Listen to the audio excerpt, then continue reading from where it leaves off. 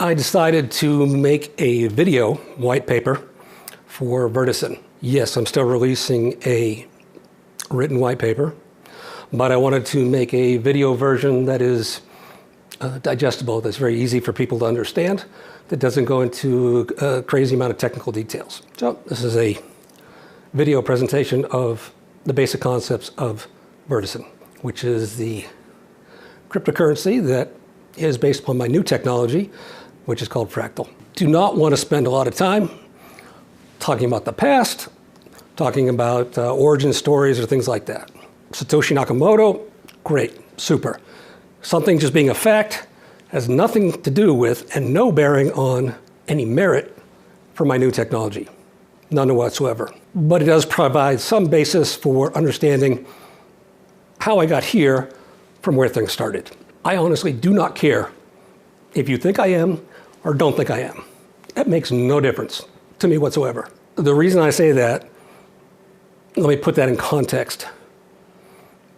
The new technology, Fractal as the back end, Vertisan as one cryptocurrency implementation, that has been the last 12 years of my life. I have spent more than 25,000 hours in the last 12 years creating all of this new technology. So yeah, I dropped off the radar. I did. I haven't communicated. That's true.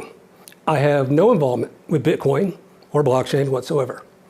That's not my thing anymore. What I have done is spent the last 12 years of my life creating something new.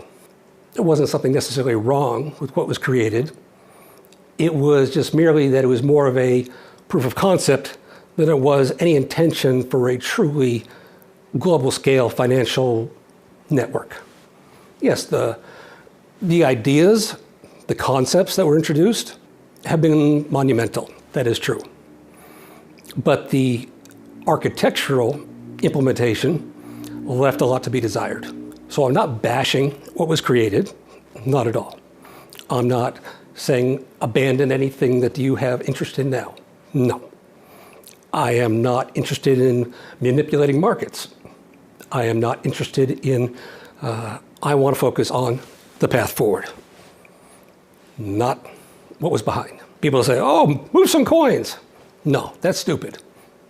Honestly, that's really dumb. People just immediately go to that, but there is no way to validate that. It's kind of silly. All that does is that potentially creates panic in the marketplace. That causes people to worry about somebody having their finger on the button for basically 5% of the supply. That's a terrible idea, to move coins or to provide, oh, I'm going to just prove exactly who I am without a shadow of a doubt. No. Like I said, I don't actually care if you believe me or don't believe me. It just happens to be my life and it happens to be fact.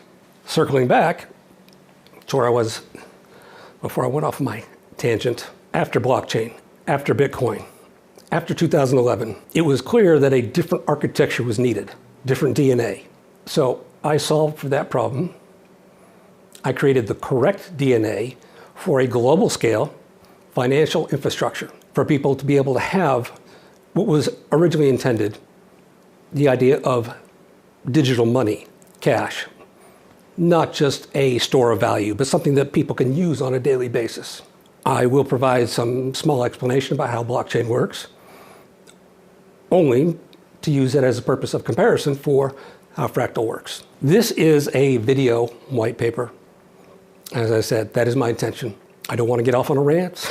I don't want to stay consumed by the past. I want to talk about the path forward. Vertisan is a cryptocurrency. It's a digital currency that works without banks or governments. Yes, that sounds exactly like the Bitcoin white paper. It does. But what was intended with what came, we'll call it crypto version 1, has not come to fruition. As I said, architecturally, there were things that needed to be different. Different DNA. The idea for Vertisan is should be a way for people to be able to buy and sell goods privately amongst themselves, peer-to-peer, without an intermediary, without a bank, without a government, without prying eyes.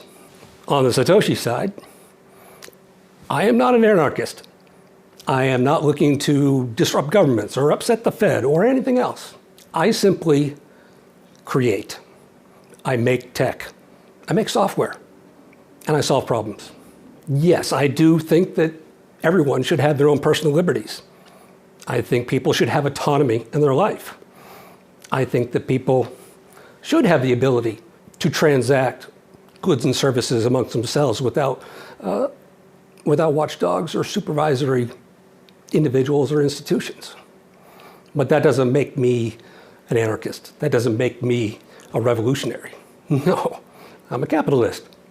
I'm a businessman. I happen to be able to make software. I make things, I create. That's what I do. As my friend would say, writers write, painters paint, and creators create.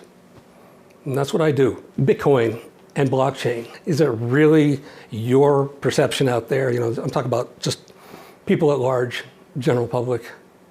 Do you really think some magical entity showed up, dropped off Bitcoin and blockchain, here's your source code, and then disappeared forever, one and done? Oh, I made something, I'm never going to make something again. Honestly, that's kind of ridiculous. Really, if you think about it. Like I said, writers write, painters paint. So it's much more likely that the person who created Bitcoin dropped off the radar, did so for a reason. And I can tell you right now, what we have now in Fractal and Vertisan is 12 years worth of work from me. We're talking about the difference between 500 hours total and 25,000 hours and counting on my new tech. There's a reason I've been silent. There's a reason I've been away. I've been creating. And I'm not showing up with some lightweight anything. I'm showing up with an entire financial infrastructure for the world, global scale, something that runs and can process transactions in less than a second all around the world for billions of people at the same time. An infrastructure that can process up to 34 billion transactions simultaneously. Vertisan, we won't call it a replacement for Bitcoin, but if you're trying to wrap your head around the idea of what it is, yes, it's a cryptocurrency. What I call it is cryptocurrency remastered. It's not crypto 1.0. This is entirely new. And that leads to another origin question. Oh, why break your silence? Seriously, I did not want to do that. I was perfectly happy just creating and doing my thing and being anonymous. But after 25,000 hours, what I've created with Fractal, Vertisan, and everything powered by Fractal, it truly is a masterpiece. This is my legacy to the world. I'm excited about it. It's amazing. It's wonderful. But it's massive, absolutely massive. You know, Bitcoin and blockchain was a little thing. Fractal and Vertisan is a huge thing. I want to be able to come here. I want to be able to explain what it is, how it works, why it's important, how it's your path forward. If you choose to use the technology I created, great. That's wonderful. Congratulations. I think that's fabulous. If you choose not to, also great. You know, it's free will. Do whatever you like. But I'm never going to try to motivate you to use something that I created. I create because I can. I've been blessed with the ability to solve problems other people were not able to solve. It's my responsibility to give back, to be able to use those blessings and those gifts to help other people. So I do. Yeah, there's a little bit of origin story in there. Okay. But this is supposed to be the Vertisan white paper on a level that's digestible by everyone. Not deep tech where I'm talking about how encryption algorithms work or, you know, inner details of matrix mathematics or lattices or anything like that. No, I'm trying to keep it up here at a higher level. If you want that, great, read this stuff that I'm going to write down and distribute. What does Vertisan mean? It is a combination of vertex, which is the highest peak, and artisan. That's me. It's difficult to talk about Vertisan without talking about Fractal, without talking about a crypto case, without talking about vecton encryption, without talking about the lattice, without talking about particles, without talking about The list goes on and on and on and on. As I said, this is 25,000 hours of work for me. I created all of this myself. So with Vertisan, when I created that, I was architecting differently than with Bitcoin or blockchain. That was only solving a very small problem. That was solving for the consensus, being able to have consensus amongst nodes on a network with zero trust. That was what was innovative about Bitcoin and blockchain, the consensus mechanism. So there wasn't a need for governments or third parties in the process, peer-to-peer. This time, this is a much grander vision. I have taken a step back, went back to the drawing board, because as I said, what I created originally did not have the right DNA to be able to accomplish all of my architectural goals. I wanted global scale, meaning it needs to run all the way around the world for all 8 billion people. That's quite a feat. I wanted to architect for something that's going to last for 100+ years. And if you think about it, that's actually quite a challenge. I can step into that another time, but that was something I was architecting for. How to have a system in place that can be upgradable, that can have an architecture that can be flexible, that can last for 100 years. Not just the protection of the assets, but the technology itself, the usability. Will it still run just as fast 100 years from now? Will it still be just as secure? These are all important design considerations. Hyperspeed. I have read in so many books, oh, Satoshi Nakamoto, he did this thing. Oh, but why that? Why did he forget this? I didn't forget anything. But I will say that the solution for the double spend was not a solution. It was a workaround. Processing one transaction or a block approximately every 10 minutes, as done with blockchain, that is not something that is usable for point of sale. That's not usable in people's daily life. Meaning, I'm not going to go to the grocery store, buy milk and eggs, and stand in the checkout line for 10 minutes waiting for transaction settlement. It wasn't architected for that. That required, as I said, different DNA. That required a true solution to the double spend. So hyperspeed was a design requirement for me. I needed to ensure that this would work for people in their daily lives. And I succeeded in that. We're not talking about a transaction processing once every 10 minutes. We're talking about 300 milliseconds, a third of a second, or half a second. Regardless of what it is, it's faster than you'll be able to do whatever you're doing in your physical daily life. Another huge one, talking about my architectural design considerations, is it had to work online and offline. Yeah, let me say that again, online and offline. If you're talking about current cryptocurrencies, you need to have a smartphone, you need to have a device, you need to have a computer, you need to have a network, you need to have a lot of things. I'm designing for the 8 billion people of the world, not the people who live in the wealthiest countries that have access to all those devices. Most of the world doesn't have access to those things. And even if they have a phone, they're probably sharing it amongst their family. So when I did my architectural considerations, I wanted it to work offline as well. If you're going to create money, digital money, it has to do everything that money does now. You can go to the store now and take out, whether it's dollars or euros or whatever country that you're in, you can take out paper money and pay completely anonymously. If you can't do that with Vertisan, then I have failed in creating digital money. It's just that simple. So that was a huge design consideration, online and offline. A couple other things that were on my list, but people don't really think about, is self-recovery. What happens if something goes wrong?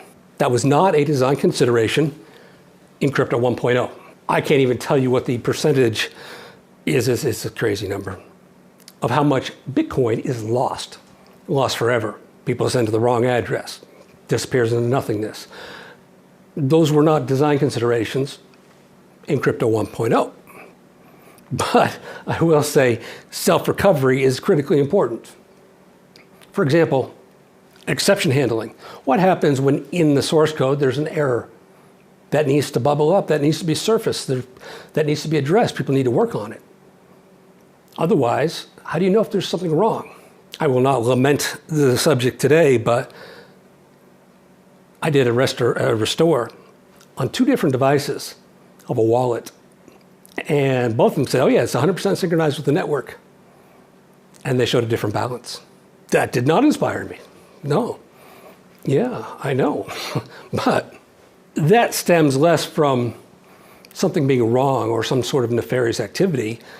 That's more along the lines of self-recovery and being autonomous. There has to be infrastructure in place within the source code, within the application, within the platform that bubbles up errors, bubbles up exceptions, that identifies these things.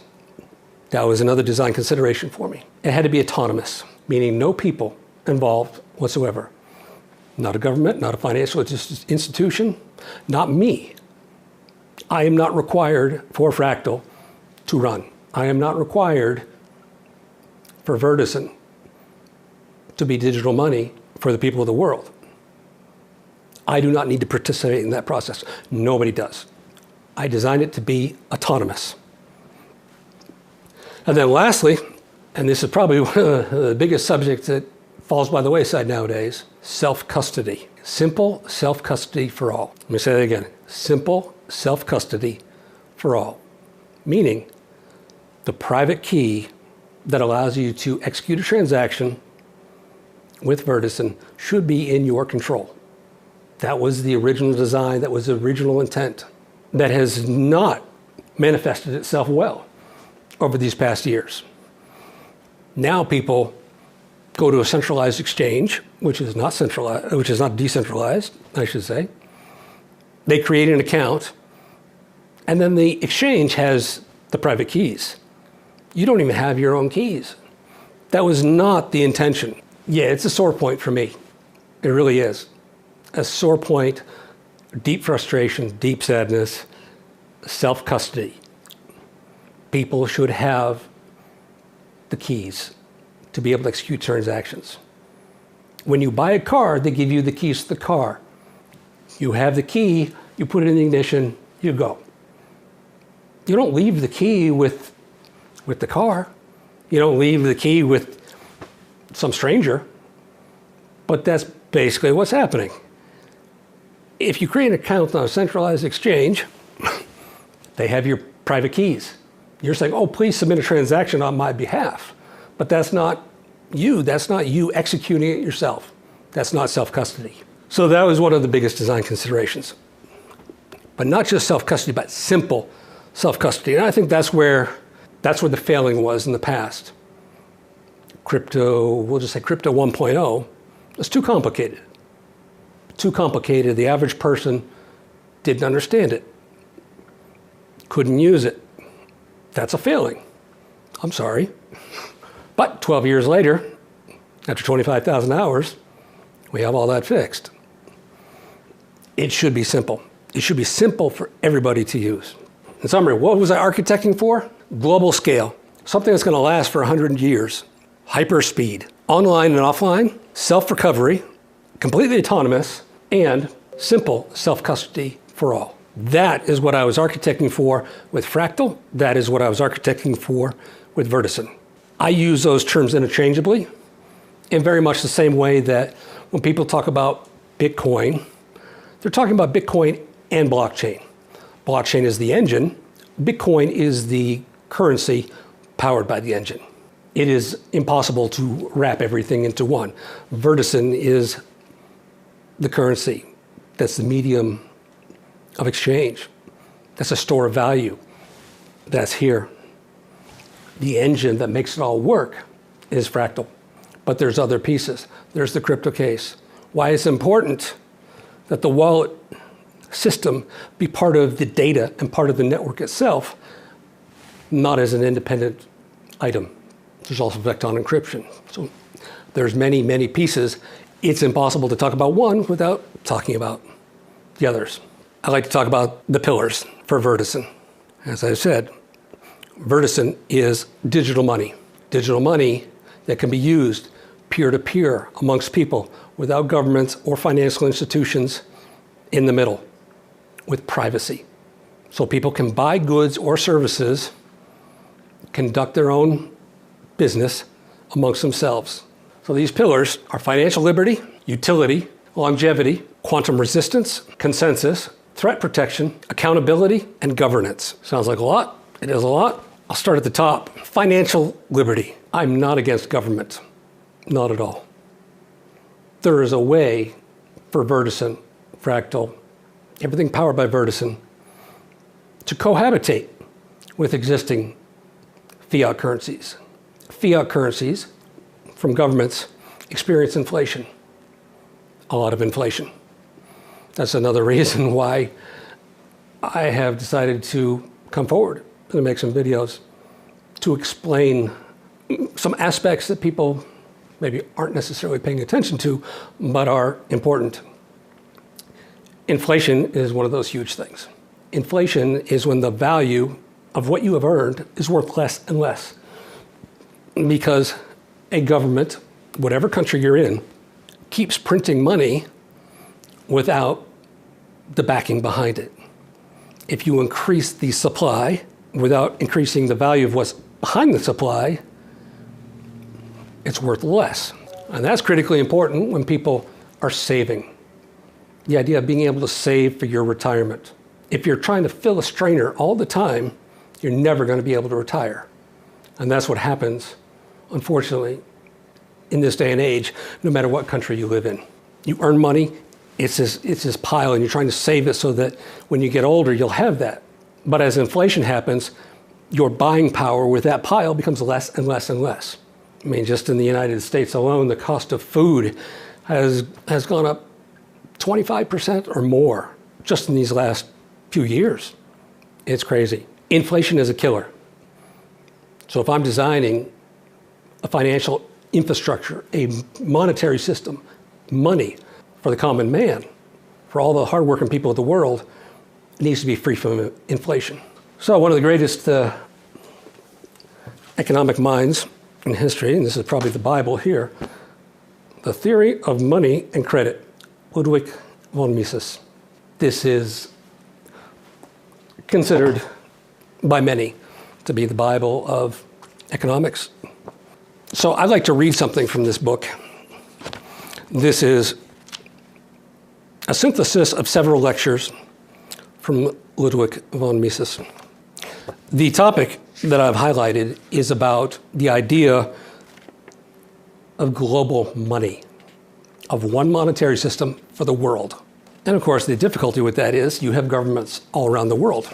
It is impossible to have a money that is only government made by the world government, if it is not once and for all limited in its quantity.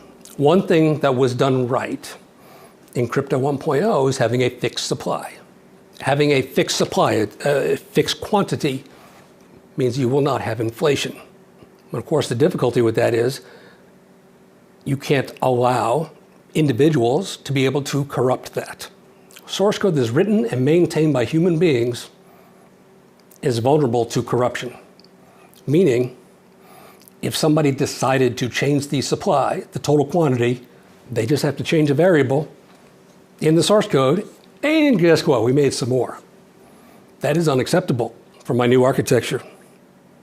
And I'll talk about that. That has to do with the Sovereign Entity Protocol and establishing the boundaries and the constraints and having that hard-baked into the data itself. So it is not subjective, meaning a software developer, a programmer, a government, a financial institution, whoever it is, cannot arbitrarily decide, I am going to change the supply, let's increase it. That produces inflation. And the end result, what you have is worth less and less and less. That is contrary to what I believe in and what I'm sure you believe in as well. We must realize that money can operate. It can work only if we have a system in which the government is prevented from manipulating the value of money. We need not ask whether it's better to have a money with a higher or lower purchasing power per unit. What we must realize is that we ought not to have a system of money in which the value of the monetary unit is in the hands of the government, so that the government can manipulate the money market in the way it wants to. Let me translate that for you a little bit. That means there can't be a government or financial institution that has the ability to affect the supply, to be able to change how much is in circulation, because that results in inflation. That means what you earn is worth less. This is the Vertisan white paper. Is there a need for digital money? I believe yes. Is there a basis in fact, not from me, but from scholars regarding the value and the need of money that is free from inflation? I say yes. It is well documented. So it's not coming from me. That's not my opinion. That's the opinion of people who are much more scholarly than me when it comes to economics. It's noted that, yes, there is a value and there is a need for world money. Whether that is a reserve currency for existing fiat currencies out there, like I said, I'm not trying to disrupt governments, but they could all use a reserve currency. They could use a currency that is free from inflation, that is not simply a store of value. That's what we're facing a lot of the times with what we'll call crypto 1.0. It's no longer a medium of exchange, meaning I don't use it to transact in my daily life. I'm not going to go to the store to buy something, goods and services.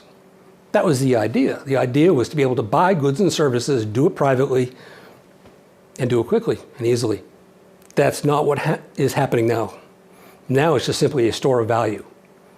I have something, it's free from inflation, I'm going to hedge against inflation and hold on to that, and it keeps going up and up and up in value.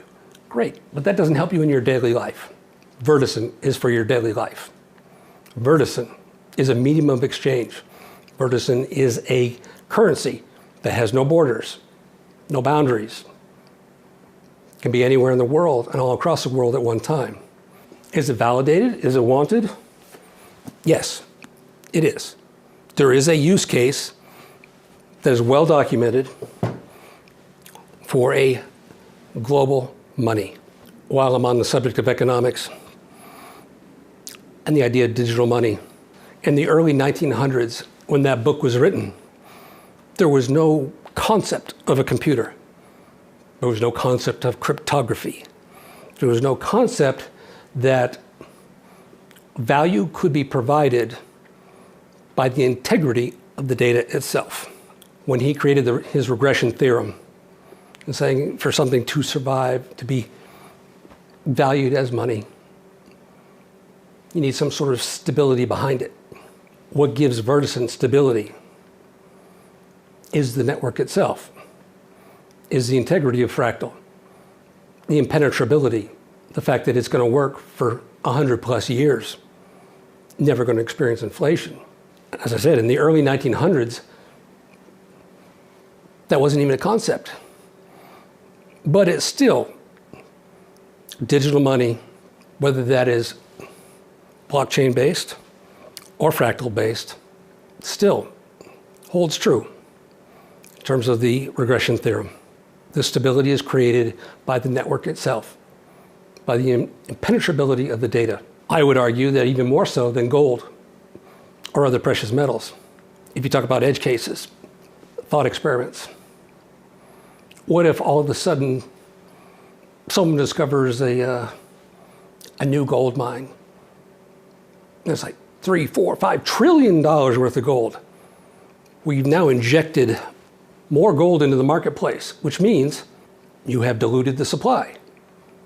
Price goes down because you now have more of it. With Fractal and with Vertisan, it's never going to happen.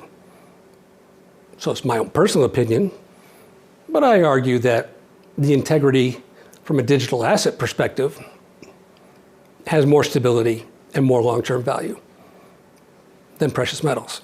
So circling back, Vertisan provides financial liberty. It's anonymous, autonomous.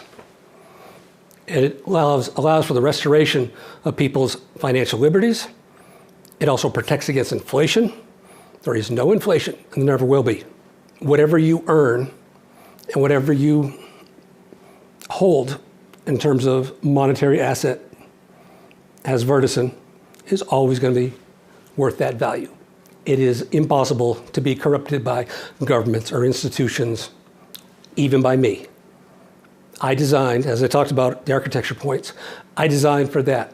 It is not vulnerable to people's whims or programmers. It has to be fixed. It has to be a supply that can never be changed no matter what. That is Vertisan. Next pillar is utility. I laugh because that's an easy one. Everything that is Crypto 1.0 has no utility. Too complicated, too difficult to use in daily life, and there's only one that really is the original that has any value. And you can see that from the current market price. But the value it's providing is not day-to-day utility. The value it's providing is a store of value, a hedge against inflation. How does Vertisan provide utility? It can be used in day-to-day life. That could be using a card, which is directly spending the Vertisan that's in your wallet that has a built-in fingerprint scanner. This does not require a phone. This does not require a network. This requires your fingerprint. That's it. So for the majority of the world, this works great. There are other options for people that do have smartphones and other devices. Yes, you can have a FIDO device to provide two-factor authentication. There are lots of other ways to do that. Vertisan solves for all those things when it comes to utility. Being able to use it in day-to-day life, that's the biggest utility of all. Vertisan is the only digital money, cryptocurrency, or digital asset of any kind on the planet that can be used in your day-to-day life. Other utility is borderless. You don't have to convert from one currency to another, be charged fees, be able to lose monetary value because you want to change it into something else. That's utility. But the greatest value proposition is the ability to use it day to day. Can I go to the store? Can I buy my groceries? Can I pay? Can I leave? Transaction fees. Oh, that is a hot topic for me. The original idea, the original intent was peer-to-peer, simple, self-custody, cheap, inexpensive. That is not what's happening. The idea that you don't know how much the transaction fee is going to cost until after you purchase something, that's asinine, honestly. It really is. Imagine if you go to the store like, oh, hey, I like that rug. That's really nice. I think I'll buy that. But you don't know how much it costs until after you've paid for it. That's crazy. I mean, but that's what we're dealing with. Not anymore.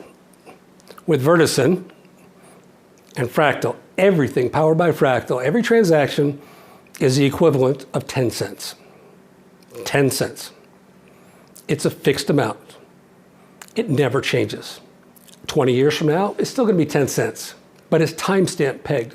So unfortunately, as whether it's the dollar or the euro or whatever currency experiences inflation year after year, yes, it will cost you more of those units to get one dark energy unit, but to process a transaction powered by Fractal is always one energy unit, just one. And as of January 1st, 2025, that's equivalent to 10 cents. How did I come up with that number? There have been thousands of hive workers, neurons, we'll get to that have been simulating transactions. And that data has been carefully studied for more than 2 years. So I know exactly how much computing power it takes to process a transaction. We have done that in the cloud. I've done that on-premise. I've done that with my own devices. 10 cents is the number that allows for all the individuals who were involved in that process, all the hive workers, to be able to generate income, make a profit. Everyone wants. When I say we, I'm talking about all the people of the world. We want to have the opportunity to participate in the process. This is an example of a Hive worker, a neuron that can process transactions for Fractal. This will cost you less than $200.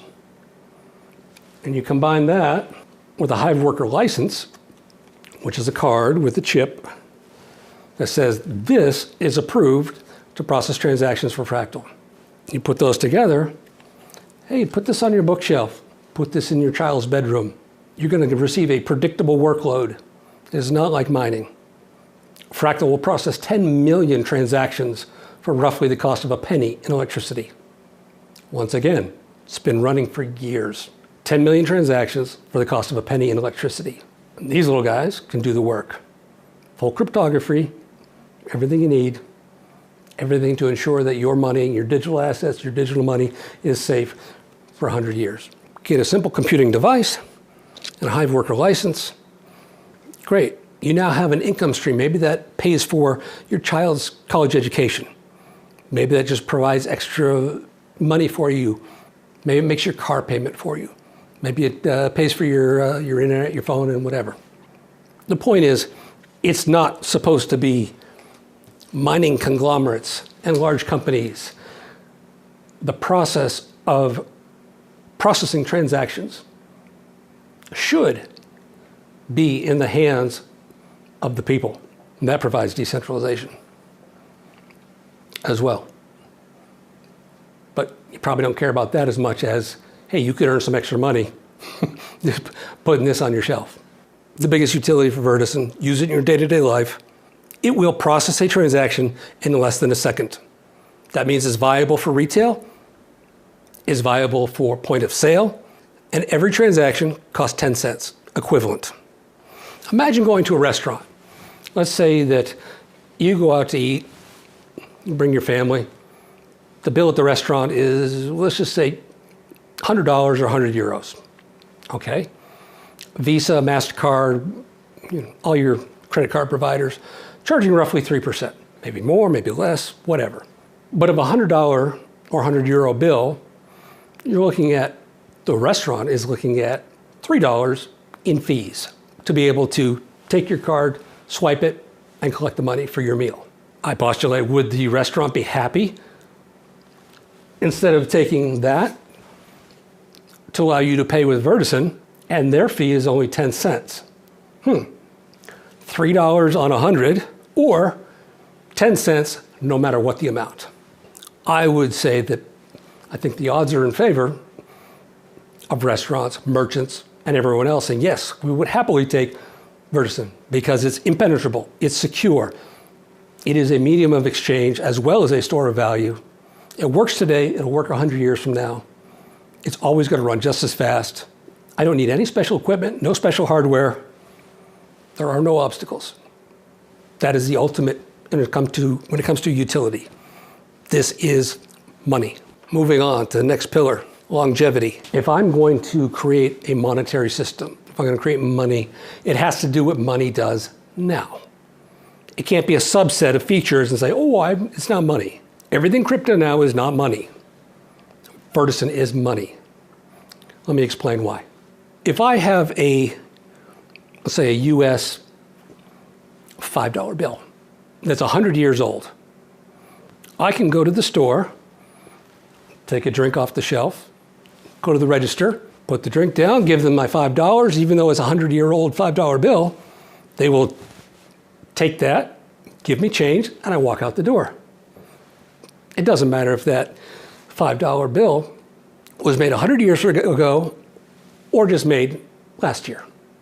It's irrelevant. The transaction works exactly the same, runs just as fast, has the same result. So if you're going to make, and if I was going to make money as an option for people, it has to do what money does now. That's the 100-year solution. With Fractal, which is the engine that powers Vertisan, it is. It is a plug-in architecture. It is upgradable when it comes to the encryption protocols and vector encryption. But the idea is, if you're going to make something that is a financial product, financial infrastructure, digital asset, money, whatever you want to label it, whatever you want to call it, whatever utility you want to have for it in the marketplace, for all the people of the world, It must do what money does now.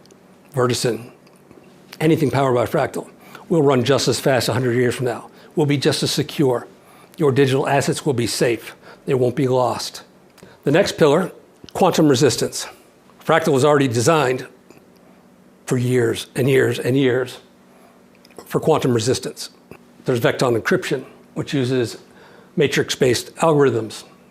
There's the particle, which I will show you. There's the consensus protocol, Venom, digital DNA, the Higgs, plug-in architecture, and the lattice. There are multiple things that give Fractal quantum resistance. Just the underlying infrastructure, there's the signing process, how to sign a transaction. Those signing keys with Fractal are done in using quantum resistant algorithms, quantum resistant protocols, whether that's LMS, XMSS, other implementations for Fractal by Vecton. It has been planned for, it has been accounted for. Fractal is quantum resistant. Long gone are the days of, hey, everything is SHA-256, and great, as soon as SHA-256 is compromised, everything goes to a value of 0, because you can't rely upon the integrity of the data. A Fractal, the particles within the lattice can be upgraded in terms of the encryption algorithms, the hashing methods, mutable, immutable data. Next, I'm going to talk about consensus, the consensus algorithm, the solution to the double spend, the solution to the Byzantine generals problem. The consensus protocol is called Venom. Before I get to that, we'll take a step backwards and talk about blockchain. When it comes to cryptocurrency, using Bitcoin as an example, it's just a transaction log. It says, this is the ledger of this went there, that went there, this went there, that went there, so on and so forth. That record of those transactions is just data. And that data is put into this block. And that block is written to a hard drive out there. This is our first block. We call this the Genesis block because this is the beginning. There wasn't anything that came before. Do a bunch of transactions. Awesome. This block is written to the hard drive. After that, this block is 1 megabyte. So data that's bigger than that needs to go in the next block. Cool. So we have a new block, and we put those new transactions in there. But how do you ensure that this information can never be changed? That's the big value of blockchain, is it's immutable. The data can't be changed. Here's how it does that. You take the information that's in this block, and you execute a hash on it. All that means is take all this data and give me 32 bytes or 32 characters, a string of characters that is a unique value representation of that. That little guy. This is our 32 characters. Those 32 characters get put into the next block. So that block has the transactions that happened and the hash, or 32 characters representing this block. That's all. This is written to the drive. Now we move on to our next block. I have more transactions, 1 megabyte. Cool. To ensure that nothing gets changed, what is the hash, 32 characters of this block, which now has these transactions and those 32 characters from the block before it. It then makes, here's your 32 characters again. Put that in our new block. Yellow, yellow, orange, orange. Great. In our next block, we have more transactions. And I need to ensure that that is never changed, so I execute a hash of this block with that. Then I get 32 characters again. And it goes on and on and on. This is sequential. It can do this block, then that block, then this one, then that. It can do one thing at a time. And it goes in order. Doesn't matter if there's 1 million miners out there, or 1,000 miners, or just one. It's always one block at a time. Nothing new can happen. It's synchronous. So that just keeps happening again and again, and the chain gets longer and longer as we, boop, hey, here's my 32 characters, on, and then this will go, this is the hash of that, and then go in the next block. That's it. That's blockchain. It is not nearly as complicated as all those people want you to believe. It's very simple. If I were to change these values here, the hash of this block, this little blue guy here, is not going to be the same, because just changing even one character in your data gives a totally different 32-character hash or string of characters. So you can't change anything without this being invalid. That's how the data is immutable. That's how blockchain works. That's it. I've been waiting a decade to be able to just easily show people. It's not complicated. It's simple. Why do I bring that up now? Why does it matter? Because Vertisan is powered by Fractal. Fractal's a whole different beast. These are particles. Particles are the fundamental building block of Fractal. Just like in the physical universe, the fundamental building block in the universe, things like electrons, neutrons, protons, those are the fundamental building blocks. They come together to make atoms. Atoms make molecules, molecules, so on and so forth. The same holds true with Fractal. Whether you call it the Vertisan particle or Satoshi's particle, I don't care what you call it. This is the particle. This is a truncated rhombus dodecahedron. There are 12 hexagons, 6 squares. This is what provides the immutability of data and a 100-year solution. This is impenetrable. This will give you protection from hackers, scammers, everyone. This will keep your monetary value safe, whether that's a digital asset or digital money or cryptocurrency. Those particles, as I said, the fundamental building block, they are connected together on something called inacons, I-N-A-C-C-O-N. That's these little cubes. Those little cubes are a dioptic substrate, which is a fancy way of saying they regulate and monitor the ability to traverse the data lattice, or like a bridge going over the ocean in a bay. One path in, one path out. They're separate, they're unique. Inacon allows determination of, can I get to this particle? Can I not get to this particle? Can I get to another particle from this particle?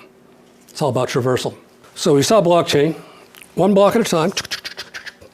Cool. With Fractal, it builds a lattice that technically exists in 7 dimensions, but I'm going to do a demonstration that is in 3-dimensional space, so you can see. Here's our particle. Adding another particle is connected by an inacon. See here? So if we want to get from this particle to that particle, this inacon is regulating the traffic, regulating the flow. And here's another particle. And it is building a lattice of particles. And that goes in all directions. And it just keeps going and going and going. Blockchain, one block at a time. Sequential. Fractal. Truncated rhombus dodecahedron, the particle. Builds a lattice that exists in 7 dimensions. This is a 3-dimensional model of it. This can be accessed from any direction at any time, asynchronously, multiple at the same time. Another thing about these particles is pretty amazing. So, as I said, here's the particles. 12 hexagons. The inacons are little cubes. Inside the particle is digital DNA. That's right, digital DNA and the payload. The payload in a block is just a list of transactions. Money went from here to here, here to here, here to here. Particle of the payload can be anything, any data. And the particles are not fixed in size either. The particle can be big or small. This is the payload and the digital DNA combined together. The payload is in red. I did that because it's encrypted, fully encrypted. That payload can be separated from the DNA. You can have mutable, immutable data. For example, in this lattice, every one of those particles has a payload which is encrypted and the DNA. And the DNA is representative of the particle all the neighbors around it. The payload itself is a full signature that allows for recreation, self-recovery. That was one of my design considerations. What happens if there's damage to the fractal? What happens if it gets blocked? What happens if there's bad actors? What happens? What happens? Fractal can reconstitute itself. It can reconstruct particles. It can quarantine particles, kill them off, recreate them, because it has the DNA of the particle and the payload in every one. 100-year solution, that's provided and facilitated by the ability to be able to have new encryption protocols. Maybe a new quantum proof algorithm. Awesome. What happens is the payload is removed from the particle. It is re-encrypted with a new one, new algorithm. A new particle is created. And because that new particle is in a different place in the lattice, and you now have a new encryption algorithm for the payload, the DNA is going to change. But that gets combined together. Now you have a newly encrypted payload, still the same data, but it's newly encrypted in a different format with a new DNA signature, which goes into a new particle, which then gets fused and encapsulated, and then gets attached to the lattice. Mutable, immutable data, 100-year solution. The ability to upgrade your data, upgrade the software, upgrade the network, upgrade the protocols. 100-year solution. I'm very, very proud of this. This was many, many years of work to make this a reality. Blockchain, fractal, 34 billion transactions at the same time, fully asynchronous. Transactions fully settle in less than a second. Digital DNA, upgradable encryption, and utility. You can use it every day of the week. So what do people really care about? They care about the utility. People. Can I go buy milk with it? Yes, I can. Can I walk out the door in less than a second? Yes, I can. Is the transaction fee 10 cents and always will be? Yes, it is. Is my money protected?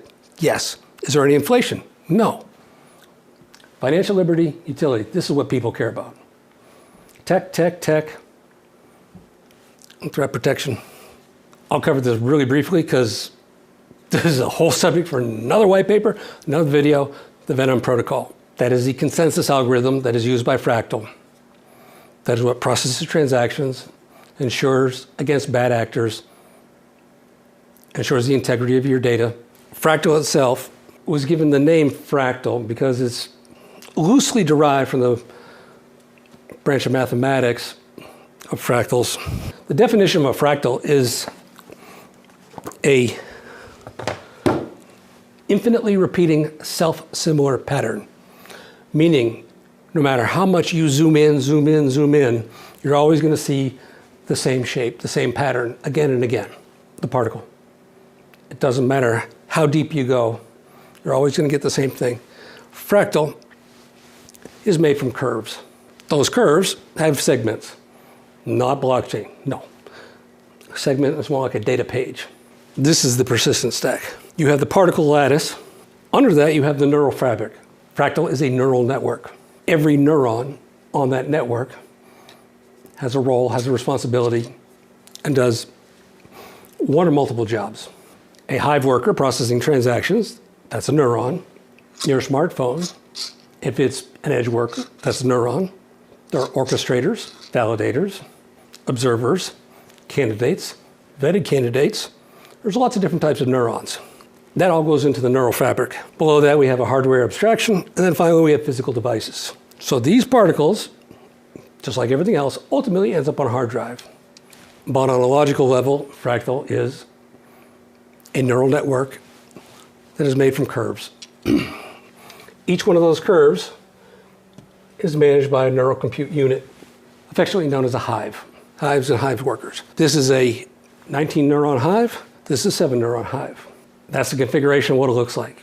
As I said, this is not a deep dive technical video. It's supposed to be the white paper for everybody. This is a mediator in the middle, 6 neurons around it. They work together to process transactions. Ooh, I go to the store, I buy some eggs, boom, they're doing the work. That gets written to a curve, goes into the particle lattice, hardware abstraction, ends up in devices. This is a 19-neuron hive. A neuron is a physical device, once again. Might be your computer, might be your laptop, might be one of these guys, might be a big, powerful computer. Could be lots of different things. It's a computing device. This is a 19-neuron hive. Once again, just like this one, we have a mediator in the center, wandering around the outside, just like this one, which is 6 more neurons, and then another ring around that, which is 12 more, for a total of 19. This configuration is normal when you have lower power computing devices. Not energy power, but computing power. Those typically end up in a 19-neuron hive, and it takes more individuals to come to consensus than it does for a 7-neuron hive, but it provides the ability for those transactions to still happen quickly, still be secure, still be validated, and still be walking out the door at the grocery store in record time. This is a candidate over here. A new hive worker, even though they need a hive worker license, without that chip, it doesn't work. Just because you have the card, just because you have a chip, doesn't mean, oh great, join the network and process transactions, maybe you're a bad actor. It goes through a candidate process first. This candidate is basically piggybacking this active hive. It is building a reputation score, which is a base 32 value. As it builds a reputation score, it eventually becomes vetted. When the network says, okay, it appears that you come up with the right answer all the time. It appears that everything is working correctly, and you should be trusted to a degree to join a hive and process actual transactions. One thing that is not static about the hives is the hive members, the neurons. This is a logical role. Those individual devices, like I said, whether it's your laptop, big computer, or one of these little guys, is assuming that role in that hive. But they get tapped out. Hey, you've been doing this long enough, tap, tap, time to get out. This role is replaced by a different physical device. No physical device is a member of a hive for a long period of time. That helps to ensure that bad actors can't infiltrate the network and cause problems. It will be part of the 200+ hour series. But basically, that's a hive, that's a hive. Each curve has an authoritative hive that is processing transactions that happen there. The curve reaches a mass, it causes it to fracture, and a new curve is created, and this one continues. A new authoritative hive, neural compute unit, is assigned to the new curve, and off it goes. That process repeats. Hence the name Fractal. No matter how many dimensions you create and how many curves, you're always going to see the same thing. Infinitely repeating self-similar value. Again and again and again. The Venom protocol prevents the double spend. It is a fix. It is not a workaround. I will cover that in much deeper detail outside of the Vertisan white paper, but that is the consensus protocol. Threat protection, I will cover that briefly. Threat protection comes from quantum resistance, but it also comes from a natural ability just by the structure of Fractal, how it works, the neural compute unit, the hives, the neurons. It is not susceptible to a typical attack, such as a Sybil attack or other vulnerabilities. Furthermore, it uses the feed-forward vector routing protocol, FFVRP. It obfuscates the neurons on the network. They are anonymous in their existence and their participation, which means they are not a target for attack because nobody knows that they exist in the first place.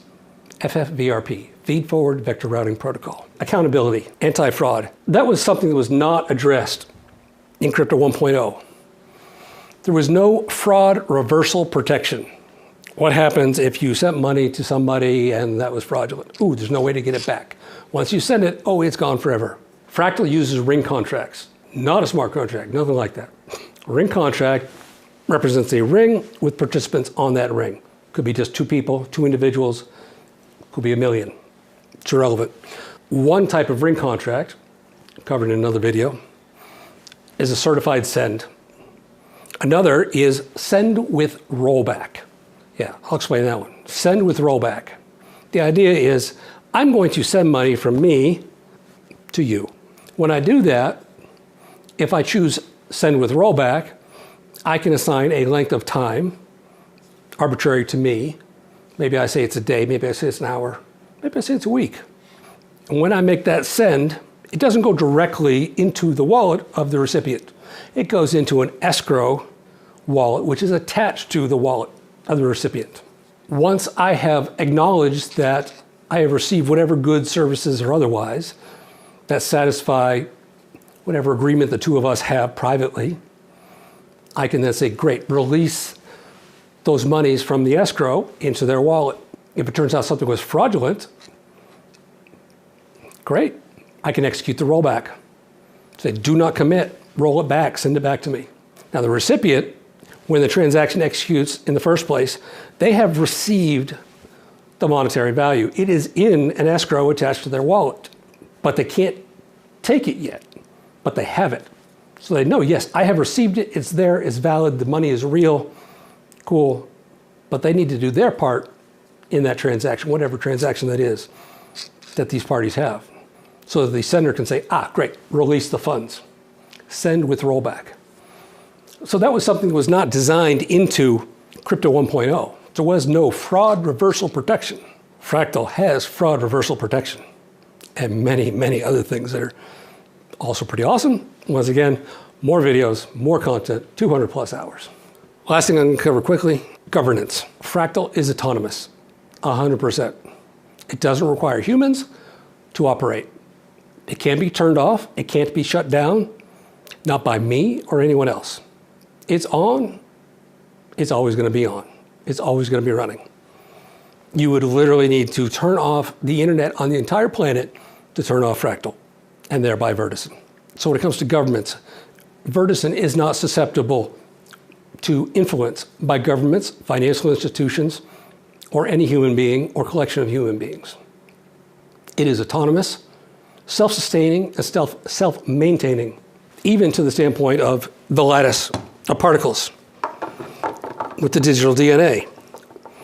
If something happens and this lattice is destroyed and broken apart, the DNA of the particles knows how to reconstitute from just individual particles themselves back to the state of where things were. You cannot turn off Fractal. So from a governance perspective, it's impenetrable. So the end result, after you look at financial liberty, utility, longevity, quantum resistance, consensus, threat protection, accountability, and governance, Vertisan is the safest, most secure money that has ever existed on the face of the planet. And you can use it in your daily life because it's a very simple self-custody, whether you're using fingerprints on a card or smartphone or device. Self-custody, simple, easy to use. It is the safest, most secure money ever created. As you can see, I have a lot to say. There will be many other videos. Thank you for listening to this. Sorry if I'm a bit long-winded. I am excited about it. As I said, it's been 12 years of my life, 25,000 hours and counting. I have wonders to show you. Truly amazing things. It's all very exciting. It's my gift to you and to the world, my gift to humanity. Thank you for watching.